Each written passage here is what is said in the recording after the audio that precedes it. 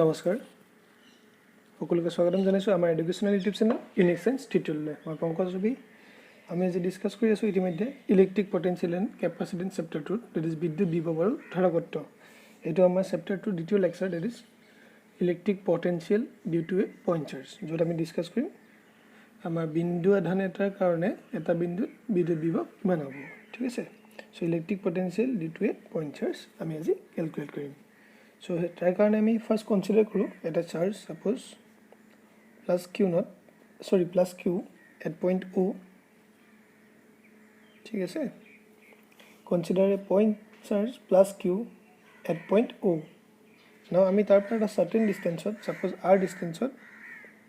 ডিসটেন্সত আমি কি কৈছো এটা পইণ্ট কনসিডাৰ কৰিছো suppose this is what p so that means ki let a point p at a distance of r from the point O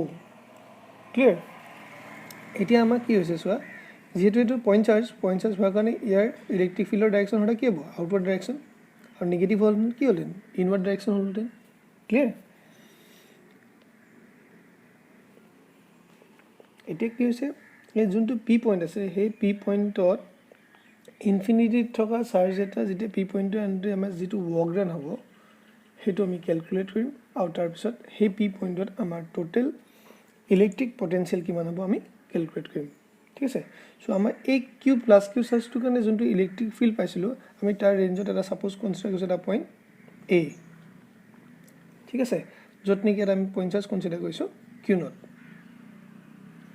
ঠিক আছে আৰু যাৰ পৰা ওৰ পৰা তাৰ ডিসটেন্স আমি কনসিডাৰ কৰিছো এজ এ x ঠিক আছে সো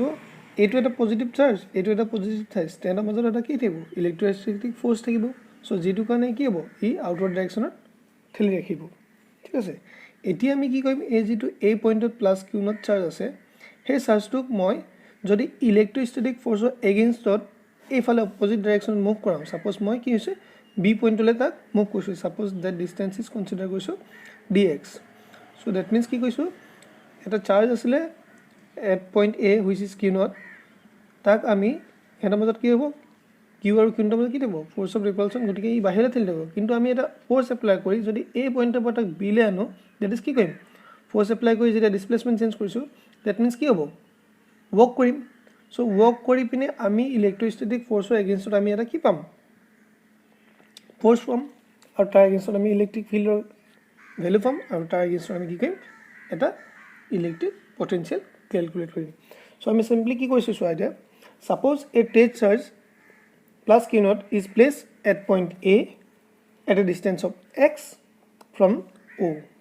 ঠিক আছে এতিয়া দুটা চাৰ্জ আছে তেনৰ মাজত এটা ডিসটেন্স আছে x তেতিয়ালে সেই ক্ষেত্ৰত মই যদি according to coulomb's law লিখো কি হ'ব simply coulomb's force is equal to কি আছিল 1/4 pi epsilon naught কি q naught by এটা ডিসটেন্স কি x গতি কি হ'ব x স্কয়ার ঠিক আছে আৰু আমি ডেফিনিশন পাইছো যদি ফোর্স এটো হয় f is equal to কি আছিল q naught e হয়নে সেই ক্ষেত্ৰত ইলেক্ট্ৰিক ফিল্ডৰ এক্সপ্ৰেছন কি হ'ব 1/4 pi epsilon naught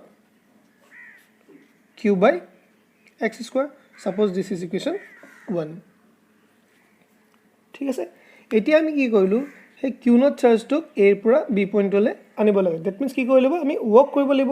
so small work done in bringing unit positive charge from a to b is given by suppose কি কৈছো small work done that is dw হয়নে so dw work done আমি কৰিছো dw work done কি হল force into কি হ'ব dot product of displacement f dot dx so সেই ক্ষেত্ৰত আমি যদি কনসিডাৰ কৰো কি হ'ব f dx cos of theta clear এতিয়া সোয়া f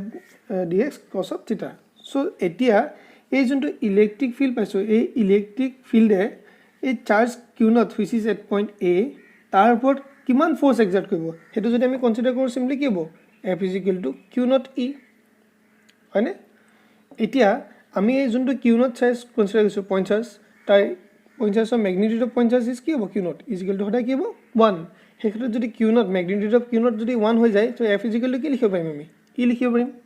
হয়নে so hey f is equal to e যদি এড কৰো সো আমি কি লিখিব পাৰিম e dx cos of theta ঠিক আছে এতিয়া সোয়া এতিয়া এই যোনটো electric field that means electric ফিল্ডৰ ডাইৰেকশন কি আছিল টুৱাৰ্ডছ ৰাইট আৰু যোনটো dx মিন্স আছিলে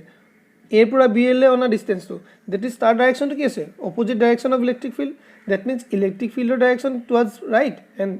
distance which is we are considering in moving the charge from a to b is what opposite direction of electric field so তেহেঁতৰ মাজত angle টো কি থাকিব 180 degree so আমি কি বুলি লিখিব পাৰো simply e dx cos of কি হ'ব 180 degree now cos 180 degree value টো কি হয় -1 so সেই ক্ষেত্ৰত কি হ'ব minus e dx হবনে so তেতিয়ালে আমি work done টো কি পালো work done in bringing the charge plus q naught from point a to b is simply what dw is equal to negative of কি e dx clear এতিয়া চোৱা এতিয়া আমি কি কৰো suppose infinity data charge আছিলে হে infinity পৰা আমি হে charge টো কি কৰিলো এই distance আমি কি লৈছিলো r হা p point লৈ এটা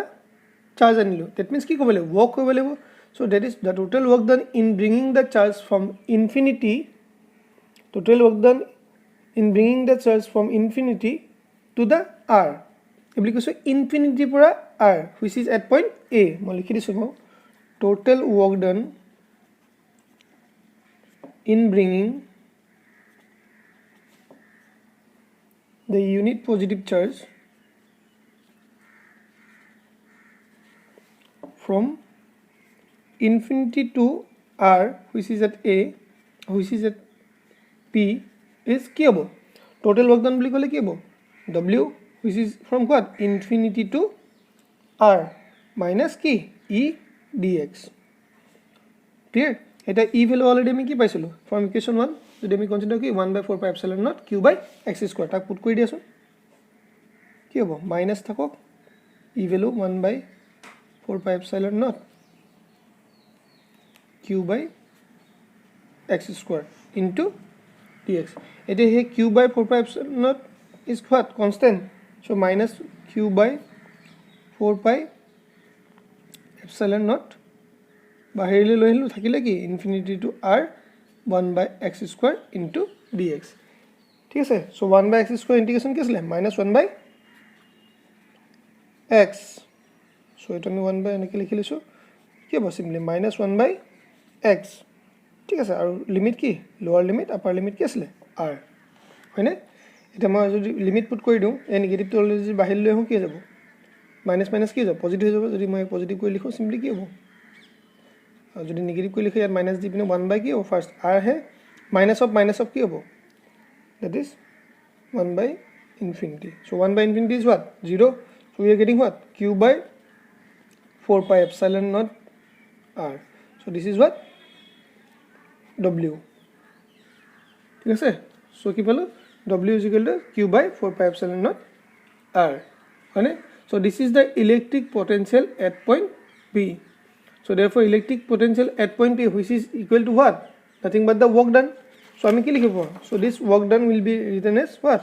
v at p বা v potential আমি কি ডিনোট কৰো v so electric potential at point p vp which is equal to w is equal to simply কি হ'ব q by 4 pi epsilon naught r হয়নে ঠিক আছে so এটো আমি কি বলো total potential at point p in bringing the charge from infinity to the point p clear ঠিক আছে এতিয়া সোয়া যদি আমি এই q টো আমি কি কৰো পজিটিভ কনসিডাৰ কৰো suppose this q is positive q যদি পজিটিভ হয় তাহলে পটেনশিয়াল টো কি হ'ব পজিটিভ হ'ব মানে এই যোনটো পটেনশিয়াল আছে সেই পটেনশিয়াল কি ওপৰত ডিপেন্ড কৰিব q আৰু r ওপৰত কাৰণ 4 pi epsilon কি হয় কনস্ট্যান্ট সো আমি হেকানে কিছু সাপোজ q টো কি হ'ব পায় পজিটিভ হলে কি হ'ব পটেনশিয়াল পজিটিভ হ'ব যদি মই q টো নেগেটিভ কনসিডার কৰো সো পটেনশিয়াল কি হ'ব নেগেটিভ হ'ব আৰু নেক্সট কি থাকিলে r যদি হে পটেনশিয়াল সৰি ডিসটেন্স r মানে p পইণ্টৰ ডিসটেন্সটো কথা কৈছো এই p পইণ্টৰ ডিসটেন্স কি আছিল r যদি হে r ডিসটেন্স টু ইনফিনিটি হয় তেলে পটেনশিয়াল কি হ'ব 0 ক্লিয়াৰ ঠিক আছে সো নেক্সট ওয়া আমি এটা কি কনসিডাৰ কৰিলো potential due to a point charge হয় না এতিয়া যদি আমি electric field due to system of charge consider কৰো মানে কি suppose এটা point যোনটো p আছে হেতু আমি কি কৈছো p point আমি ইয়াত কনসিডাৰ কৰিছো ইয়াত বেলেগ বেলেগ charge suppose it is q1 q2 q3 q4 like that qn মানে কি বেলেগ বেলেগ চাৰ্জে যদি এক কৰিব এটা certain distance ত ইয়াক suppose কনসিডাৰ কৰিছো r1 r2 like this r3 r4 কি হ'ব rn ঠিক আছে distance হ'ব